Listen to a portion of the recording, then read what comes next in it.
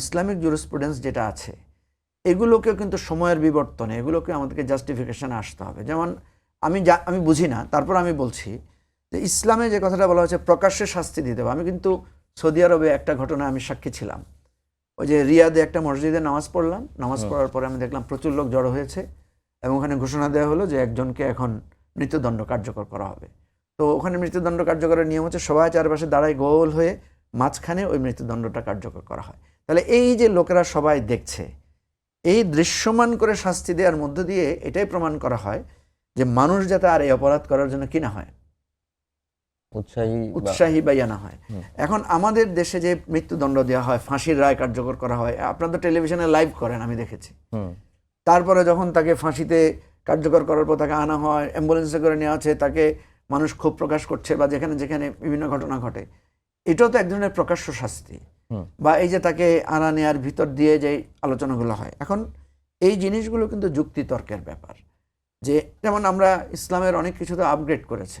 যেমন এক সময় আমরা হজে যেতাম এক প্রসেসে, এখন তো আমরা দেখা যাচ্ছে এক সময় খুব কষ্ট করে লোকেরা হজ করতো, এখন অনেক আরামদায়ক পথে আমরা হজ করছি।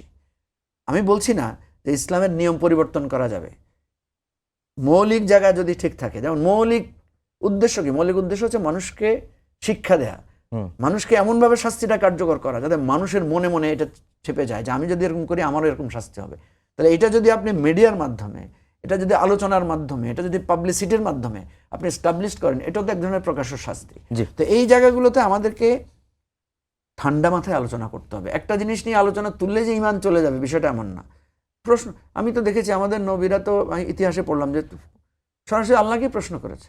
হযরত মুসা আলাইহিস সালামকে বলা হয় সবচেয়ে উনি যুক্তিবাদী নবী। উনি তো আল্লাহকে কঠিন কঠিন প্রশ্ন করেছেন। উনি বলছেন, আল্লাহ তাআলা আপনি ঘুমান না কেন?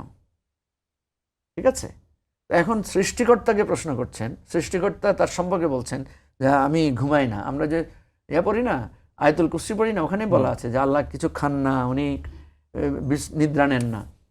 তো আপনার মুসা আলাইহিস সালাম জিজ্ঞেস করেছে আপনি নিদ্রা যান না কেন? আমরা নিদ্রা যাই, সবাই নিদ্রা যায়, আপনি নিদ্রা যান না কেন? দেখেন, তাহলে প্রশ্ন করার জন্য তো ওনাকে ওনার নবুয়ত বাতিল করে দেন নাই, ওনাকে শাস্তি দেন নাই, বরং খুব চমৎকারভাবে এটা জবাব দিয়েছে। ওনার হাতে একটা কাচের পাত্রে পানি দিয়ে বলছে তুমি এইটা নিয়ে দাঁড়ায় থাকো। ঠিক আছে, উনি দাঁড়ায় থাকতে থাকতে অনেক সময় পরে ওনার নিদ্রা, ওনার আসছে হাত থেকে পড়ে ওনার কাচের পাত্রটা ভেঙে গেছে। তখন স্রষ্টা তাকে জিজ্ঞেস করছেন যে তোমার হাতে যে কাচের পাত্রটা ছিল এটা কোথায়? বলছে আমার তো একটু তন্দ্রা আসছিল, এটা হাত থেকে পড়ে ভেঙে গেছে। বলছে আমি এই জন্যই ঘুমাই না। তাহলে দেখেন কি আর্গুমেন্টাল ওয়েতে তিনি তার বান্দার সাথে উনি আর্গুমেন্ট করে কিভাবে জবাবটা দিয়েছেন। সুতরাং আইন স্বরাষ্ট্রমন্ত্রী বলেছেন যে মধ্যযুগীয়, আবার ওনাকে এটা করে যেটা খুব অ্যাগ্রেসিভ হইতে বললেন যে তাকে এখন ইসলাম থেকে খারিজ হয়ে গেছে কিনা। এই জাতীয় অ্যাগ্রেসিভ ডিসকোর্সে না গিয়ে আমরা এগুলো নিয়ে খোলামেলা আলোচনা করতে পারি।